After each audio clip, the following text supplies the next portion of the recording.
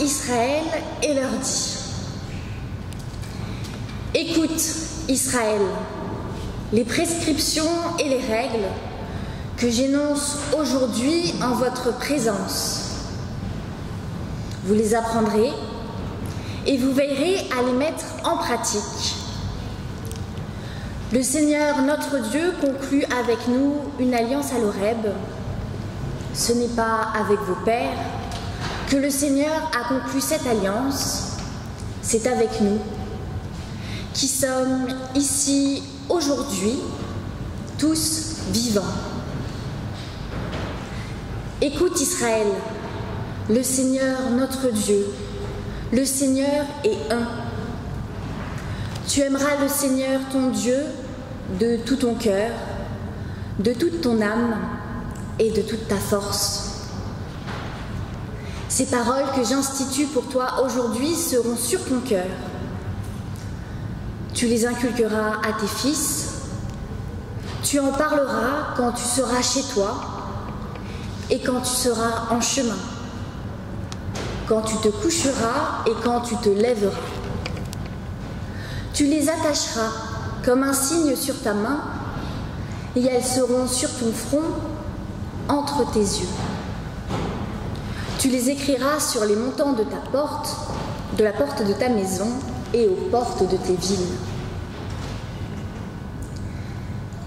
Soyez les bienvenus, vous qui avez choisi de prendre le temps pour être en communion les uns avec les autres et avec Dieu ce matin. C'est une joie de vous voir, grands et petits, rassemblés dans ce temple pour ce culte autrement, différent. Vous êtes ici chez vous, qui que vous soyez et d'où que vous veniez. Le Seigneur vous offre sa grâce et sa paix. Il fait route avec vous. Amen.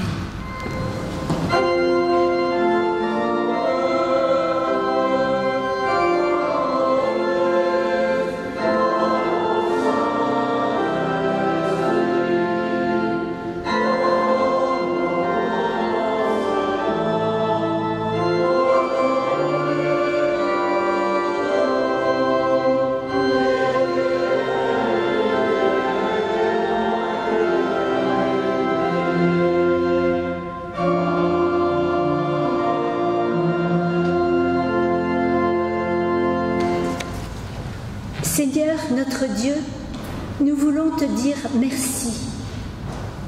Merci parce que tu es un Dieu qui est à nos côtés du matin au soir, quand nous sommes au travail ou en vacances, quand nous pensons à toi ou quand nous t'oublions.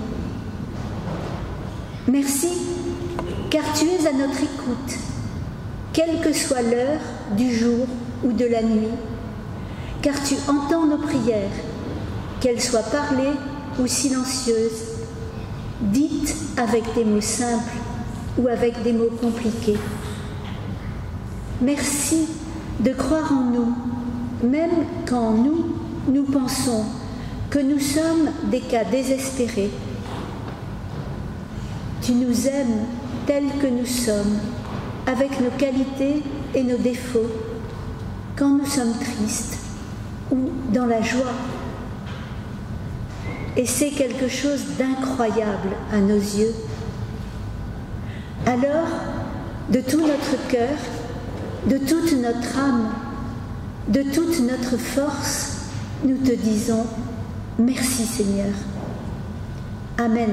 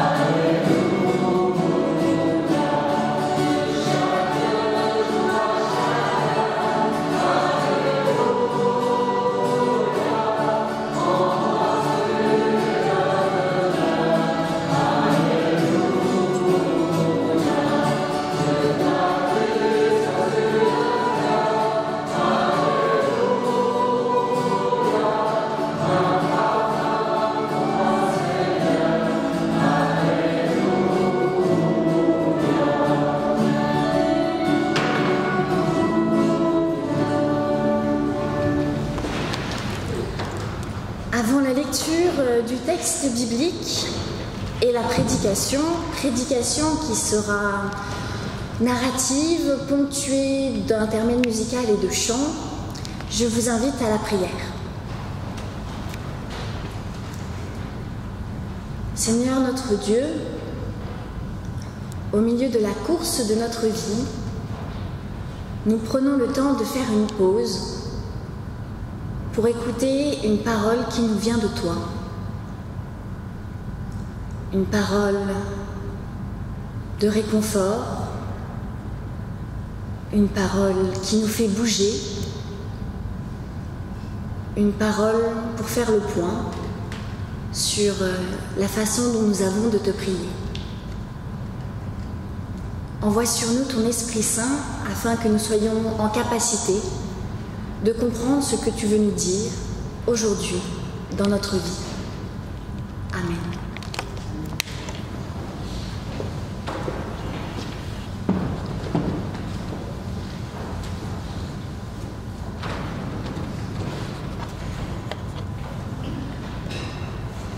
Nous lisons dans l'évangile de Luc au chapitre 18, les versets 9 à 14.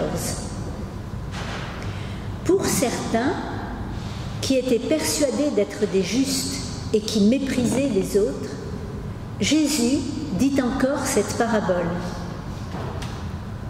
Deux hommes montèrent au temple pour prier. L'un était pharisien et l'autre collecteur de taxes. Le pharisien, debout, priait ainsi en lui-même. « Ô Dieu, je te rends grâce de ce que je ne suis pas comme le reste des hommes, qui sont rapaces, injustes, adultères, ou encore comme ce collecteur de taxes. Je jeûne 2 fois par semaine et je donne la dîme de tous mes revenus. » Le collecteur des taxes, lui, se tenait à distance. Il n'osait même pas lever les yeux au ciel, mais il se frappait la poitrine et disait « Ô Dieu, prends en pitié le pécheur que je suis. » « Eh bien, je vous le dis, dit Jésus, c'est ce dernier qui est redescendu chez lui justifié, plutôt que le premier. Car quiconque s'élève sera abaissé, mais celui qui s'abaisse sera élevé. Ô parle-moi, Seigneur.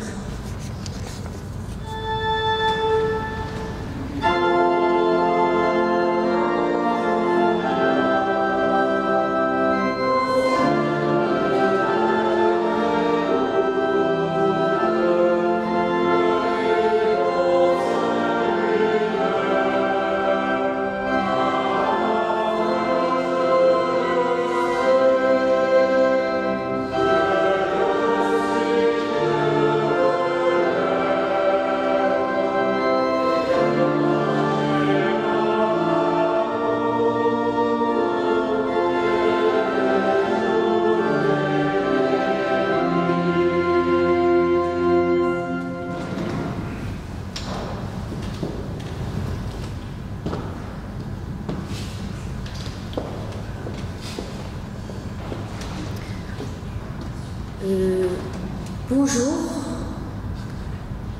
moi c'est Michel, je suis un messager de Dieu, enfin un ange si vous préférez. Je m'excuse d'arriver comme ça sans prévenir, je passais par hasard, puis j'ai entendu que vous lisiez l'histoire du pharisien et du collecteur de taxes, et puis je veux pas me vanter, hein, mais ce jour-là j'étais présente. Ça vous étonne? Bah, les anges vivent très longtemps. Donc, si vous êtes d'accord, c'est avec plaisir que je vous raconterai ma version de l'histoire. Vous verrez, ce sera plus clair que ce que nous dit l'évangile de Luc. J'ai rien contre Luc, hein, mais il ne pouvait pas tout mettre dans son évangile, tous les détails, etc. Du coup, il a dû raccourcir un peu, sinon ça aurait été beaucoup trop long, personne ne l'aurait jamais lu. Enfin bon, bref, je m'égare un peu. Est-ce que vous voulez que je vous raconte mon histoire? Ouais? Bon, alors, c'est parti. Il y a un jour de cela très très longtemps, j'étais encore un apprenti ange et je devais rendre un devoir pour mes examens de fin d'année. Le thème du devoir, je m'en rappelle très bien, c'était la prière. Pour qui? Pourquoi? Comment? Pas facile comme sujet. Alors j'avais bien sûr lu des tas de livres théoriques sur la question, mais bon, la théorie c'est souvent un peu abstrait. Alors je me suis dit que rien ne valait un bon cas pratique. Je suis donc allée au temple de Jérusalem pour observer les êtres humains en prière. Oui, je sais, vous allez me dire, c'est pas très poli d'écouter les prières des autres. Ça ne concerne que Dieu et la personne qui prie. Enfin bon, moi j'avais un devoir à rendre quand même, il faut me comprendre. Donc ce jour-là, 2 personnes sont arrivées en même temps. Et comme je suis un ange, j'ai pu écouter les 2 prières en même temps. Classe. Le premier homme s'est avancé avec assurance pour se placer bien en vue dans le temple. Il est resté debout, bien droit, comme c'était l'usage à l'époque. Et il a dit « Ô Dieu, je te rends grâce de ce que je ne suis pas comme les autres hommes, qui sont rapaces, injustes, adultères, ou encore comme ce collecteur de taxes. Je jeûne 2 fois par semaine, je donne la dîme de tous mes revenus. » Alors moi, comme j'étais très bonne élève, j'étais arrivée avec une grille d'évaluation de prière que j'avais faite à l'avance à partir des livres que j'avais lus. À la fin de la prière du pharisien, j'ai pris ma plume et j'ai coché. Reconnaître l'existence de Dieu, case validée. Remercier Dieu, validé. Bonne posture pour la prière, validé. Pratiquer le jeûne pour être plus disponible à l'écoute de Dieu, validé. Le second homme est resté près de la porte du temple et il se tenait courbé comme s'il portait quelque chose de très lourd sur son dos et il regardait ses pieds. Et il a dit « Ô Dieu, prends pitié du pécheur que je suis. » Et il répétait ça en boucle, comme s'il ne connaissait pas d'autres phrases. Bon, alors j'ai validé la case « Reconnaître l'existence de Dieu », prier au bon endroit et demander pardon à Dieu pour ses fautes. À la fin de mon évaluation, le pharisien avait 6 bons points et le collecteur de taxes que 3. Je me suis dit que c'était normal. Après tout, quand on y réfléchit, les pharisiens connaissent bien leur Bible.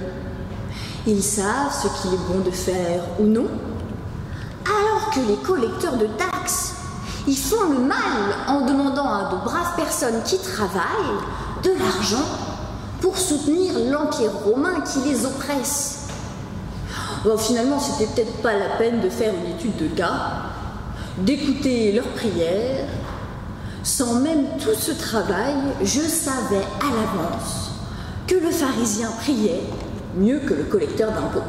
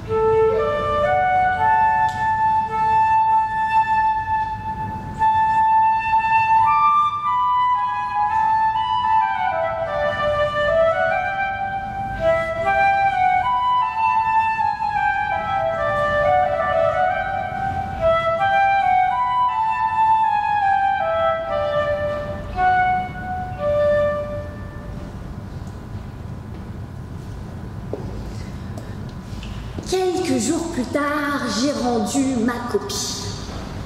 Voici ce que j'avais écrit. La prière, pour qui, pourquoi, comment. La prière est le moyen qu'ont trouvé les êtres humains pour s'adresser à Dieu. Elle se pratique dans le temple de Jérusalem. L'homme ou la femme se tient debout et parle à haute voix ou dans sa tête. L'objectif est d'affirmer que Dieu est Dieu, de lui dire merci et de lui demander pardon si on ne respecte pas bien ses commandements. Si on respecte ses commandements, comme le font les pharisiens, entre parenthèses, voir mon étude de cas pratique, alors il est possible de demander quelque chose à Dieu. Mais si on respecte vraiment bien ses commandements, alors on n'a rien besoin de demander, puisque Dieu accorde de bonnes choses aux êtres humains qui appliquent sa loi. Par exemple, le pharisien de mon cas d'étude n'a rien demandé à Dieu car il avait déjà tout reçu de lui. La seule prière qui lui restait à faire, c'était de dire merci, car c'est grâce à Dieu qu'il a été élevé au-dessus des autres hommes, notamment des collecteurs d'impôts. À l'inverse, les personnes comme le collecteur d'impôts de mon étude n'ont rien compris à la prière. Ils pensent pouvoir être pardonnés sans même remercier Dieu pour ce qu'il a fait dans leur vie. C'est quand même pas très poli. En agissant ainsi, cet homme n'est pas prêt d'être exaucé par Dieu. Pour résumer, si la prière peut être dite par tous, elle n'est pas toujours écoutée par Dieu, car il y a des règles à respecter. Position du corps, régularité, lieu de prière, application de la loi, etc. De plus, la prière est avant tout un élan de l'être humain vers Dieu, dont l'objectif est de rendre grâce, de remercier Dieu pour ce qu'il a fait. Si tous ces critères sont réunis, alors Dieu écoute et exauce la prière. Ouverture possible. Comme peu de personnes savent vraiment bien prier, ne serait-il pas préférable d'interdire la prière à ceux qui sont dans le péché afin de permettre à Dieu de prendre 2 jours de congé par semaine à la place d'un seul? Et j'étais très fière de ma rédaction.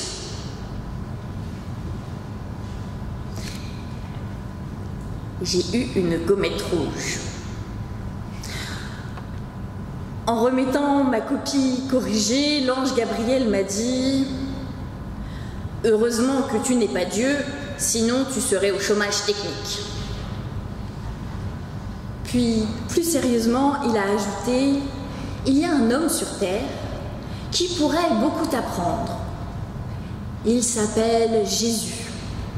Suis-le pendant 1 ou 2 mois, écoute ce qu'il dit, regarde à qui il s'adresse, puis tu me rendras un autre devoir. » Bon, je ne vais pas vous cacher, au début, j'étais quand même très vexée. Moi, faire un stage sur Terre, prendre des leçons de prière de la part d'un voyageur itinérant, un genou d'à peine 30 ans.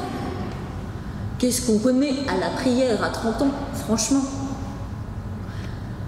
Ça a été très dur. Je suis arrivée un jour où Jésus faisait la leçon à ses disciples parce qu'ils empêchaient des petits-enfants de s'approcher de lui. Il leur a même dit « Le royaume des cieux est pour ceux qui sont comme eux. » Alors là, j'ai bien cru que j'allais remonter au ciel direct et démissionner de mes études d'ange. Cette phrase contredisait tout ce que je pensais. Comment des enfants peuvent-ils comprendre la subtilité de la loi de Dieu?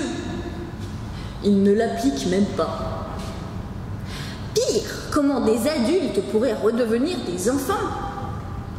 Tout cela n'avait aucun sens. Et puis d'ailleurs, les disciples, ils n'ont rien compris non plus. Plus les jours passaient, et plus j'étais perdue.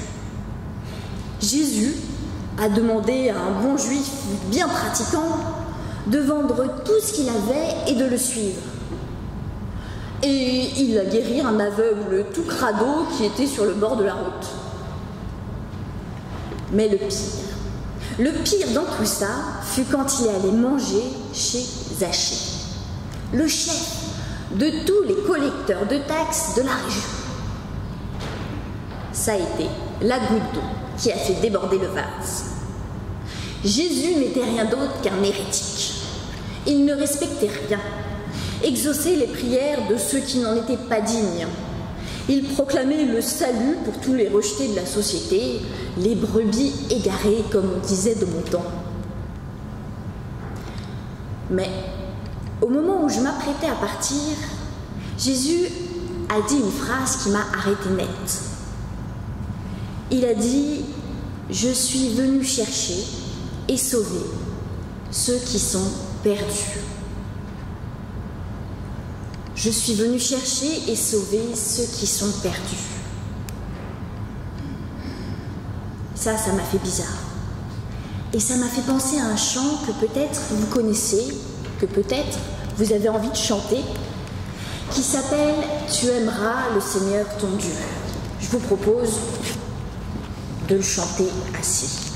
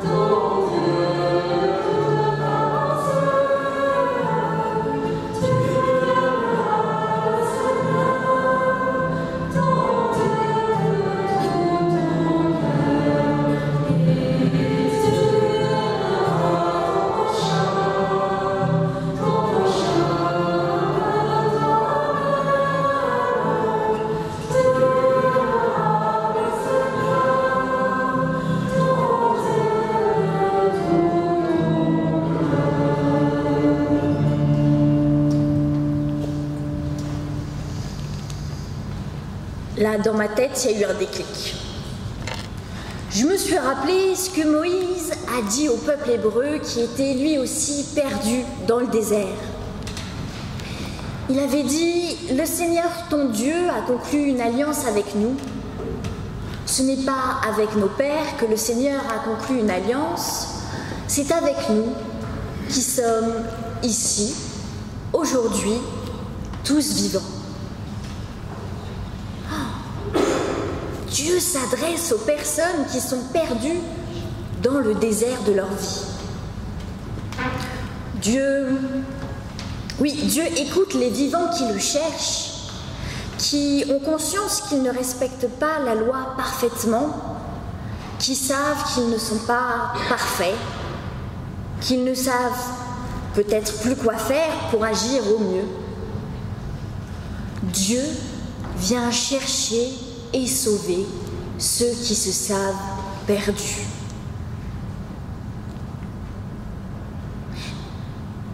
Et le collecteur de taxes, qui priait dans le temple. Il se savait perdu, lui, et c'est pourquoi il demandait pardon à Dieu. Et l'aveugle, sur le bord du chemin, eh bien, il se savait perdu, lui aussi, et c'est pourquoi Jésus l'a aidé. Ça m'a fait penser à la suite du texte de Deutéronome. Tu aimeras le Seigneur ton Dieu de tout ton cœur, de toute ton âme et de toute ta force. Tu aimeras le Seigneur ton Dieu. Il ne suffit donc pas de dire que Dieu existe et de respecter sa loi. Il faut surtout aimer Dieu. Mais du coup, le pharisien dans le temple, il n'aimait pas Dieu. Il s'aimait lui-même. Il aimait sa vie et ses rites. Il ne jeûnait pas pour se rapprocher de Dieu, mais pour montrer à tous qu'il était quelqu'un de bien. Il ne donnait pas de l'argent pour aider les plus faibles, mais pour montrer qu'il était fort. Il se tenait debout, non pour manifester qu'il n'avait rien à cacher à Dieu, mais pour que tout le monde le voie. Oh, je m'étais trompée sur toute la ligne.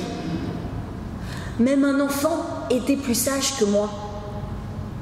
Même les enfants avaient compris que Jésus était une personne différente, qu'il les aimerait comme Dieu aime, sans juger leur apparence extérieure, mais en regardant à l'intérieur. Le jeune homme riche ne devait pas être prêt en lui-même pour faire de la place à Dieu. Ses richesses devaient prendre toute la place. Elles étaient devenues son Dieu. Mais Zachée, lui, avait laissé Jésus entrer dans sa maison, dans son intimité. Il lui avait fait de la place parce qu'il avait besoin d'aide pour changer. Et moi qui avais tant lu, tant étudié, avais-je encore de la place en moi pour Dieu? C'est à ce moment-là, au milieu de ce repas de fête, à la porte de la maison de ce collecteur de taxes, bien loin du temple de Jérusalem, que je me suis mise à prier. Et les mots qui me sont venus étaient les mêmes que ceux de cet homme que j'avais jugé trop bête pour faire de belles phrases, trop ingrat pour remercier notre Seigneur. J'ai dit, ô Dieu, prends pitié du pécheur que je suis. Prends pitié du pécheur que je suis, trop arrogant, pour me rendre compte que moi aussi, je suis perdue dans un désert de science aride. Prends pitié du pécheur que je suis, qui juge sans apprendre à connaître et à aimer. Prends pitié de moi.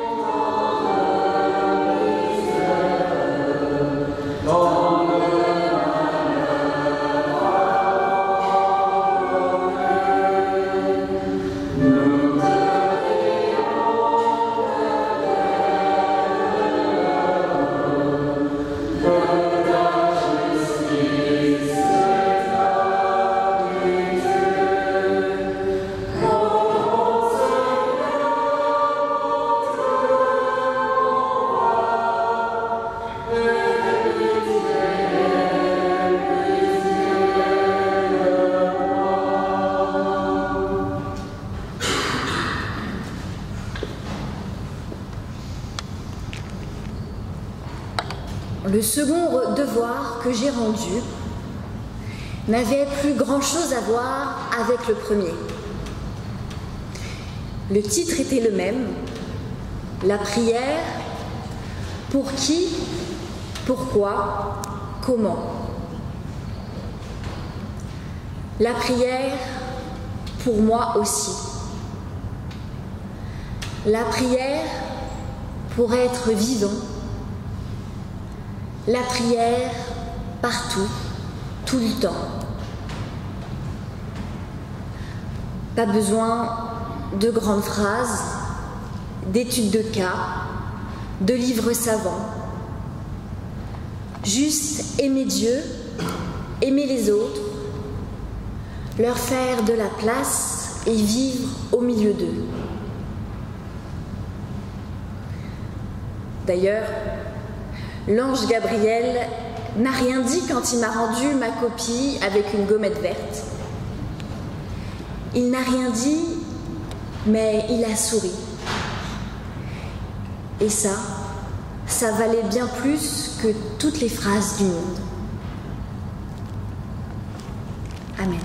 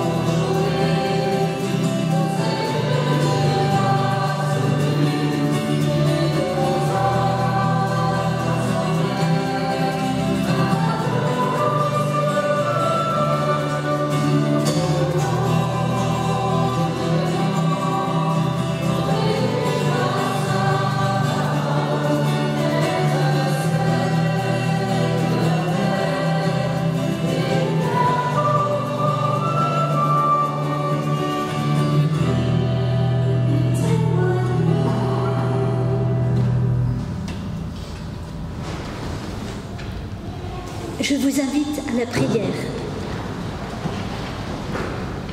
Seigneur, tu nous connais, chacun de nous, et tu nous aimes tous. Tous nos chemins sont devant toi. Tu agis dans nos vies pour en faire quelque chose de bien. Tu nous montres des voies à emprunter, tout en nous laissant libres. Et pour cela, nous voulons te dire merci. Nous déposons devant toi tous nos soucis, afin que tu t'en préoccupes. Notre inquiétude, afin que tu l'apaises. Nos espoirs et nos vœux, afin que soit faite ta volonté et non la nôtre. Nos pensées et nos désirs, afin que tu les purifies. Aide-nous à recevoir la vie et ses imprévus comme elle vient, à prendre ce qui est bon, à ne négliger aucune rencontre, à prendre le temps de la discussion et de l'échange. Car c'est aussi à travers les autres et leurs différences que tu nous parles. Sois avec tous les nôtres, avec les pauvres, avec les malades, les opprimés et les affligés. Éclaire les actes et les pensées, dirige les personnes, celles et ceux qui, dans notre pays et dans le monde, ont des responsabilités envers les plus petits. Partagez notre Père. Notre Père qui es aux cieux, que ton nom soit sanctifié, que ton règne vienne, que ta volonté soit faite sur la terre comme au ciel. Donne-nous aujourd'hui notre pain de ce jour. Pardonne-nous nos offenses, comme nous pardonnons aussi à ceux qui nous ont offensés. Ne nous soumets pas à la tentation, mais délivre-nous du mal, car c'est à toi qu'appartiennent le règne, la puissance et la gloire, au siècle des siècles. Amen. Je vous invite à vous lever pour l'envoi et la bénédiction.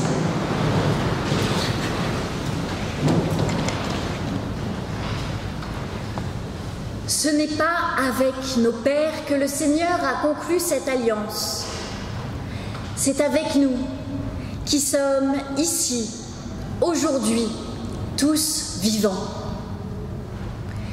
Écoute Israël, le Seigneur, notre Dieu, le Seigneur est un. Tu aimeras le Seigneur de tout ton cœur, de toute ton âme et de toute ta force. Ces paroles que j'institue pour toi aujourd'hui seront sur ton cœur. Le Seigneur vous bénit et vous garde. Il vous aime de tout son cœur, de toute son âme et de toute sa force.